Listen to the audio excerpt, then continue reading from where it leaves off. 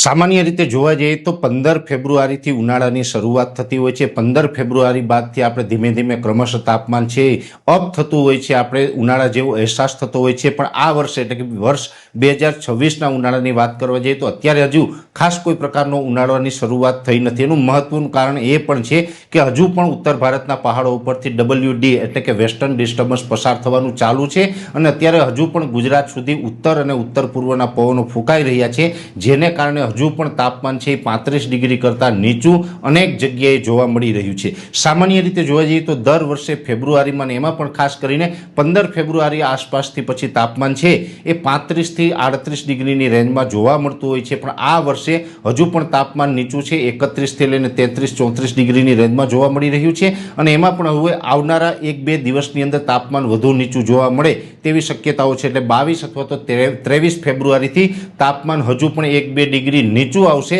અને ક્યાંય ને ક્યાંય આપણે ડબલ ઋતુનો સામનો કરતા હોય એવો અહેસાસ થશે। રાત્રિના ટાઈમે આપણે શિયાળા જેવો અહેસાસ થશે અને દિવસના ટાઈમે ઉનાળા જેવું એક વાતાવરણ આપણે જોવા મળશે। એટલે હજુ પણ તાપમાન છે એ સમગ્ર ફેબ્રુઆરી મહિના દરમિયાન 35 ડિગ્રી કરતાં નીચે રહેશે, 35 ડિગ્રી પ્લસ થાય તેવી કોઈ સંભાવનાઓ નથી। આ એક ચોક્કસથી વાત છે કે અત્યારે અમુક સેન્ટરોની અંદર કદાચ 30 ડિગ્રી પ્લસ તાપમાન છે, એટલે આપણે થોડુંક ગરમી જેવું લાગતું હશે, તાપમાન અપ થયું એવું લાગતું હશે, પણ નોર્મલ રીતે જોવા જઈએ તો દર વર્ષે અને એમાં પણ છેલ્લા એક દાયકાની અંદર જે ફેબ્રુઆરીનું તાપમાન રહ્યું છે એના કરતાં આ વર્ષે તાપમાન છે એ 2 થી 3 ડિગ્રી નીચું ચાલી રહ્યું છે અને હજુ પણ ક્રમશઃ આ તાપમાન નીચું રહેવાનું છે। 28 ફેબ્રુઆરી સુધી હજુ પણ તાપમાન છે 31 થી 33-34 ડિગ્રીની રેન્જમાં જોવા મળશે અને ત્યારબાદ માર્ચ મહિનાનું પ્રથમ અઠવાડિયું હશે, એમાં પણ તાપમાન છે લગભગ 32 થી લઈને 35 ડિગ્રી અથવા તો 36 ડિગ્રી સુધી જોવા મળે તેવી શક્યતાઓ છે। જે આકરા ઉનાળાની શરૂઆત થતી હોય છે એ આ વર્ષ એટલે કે વર્ષ 2026ની અંદર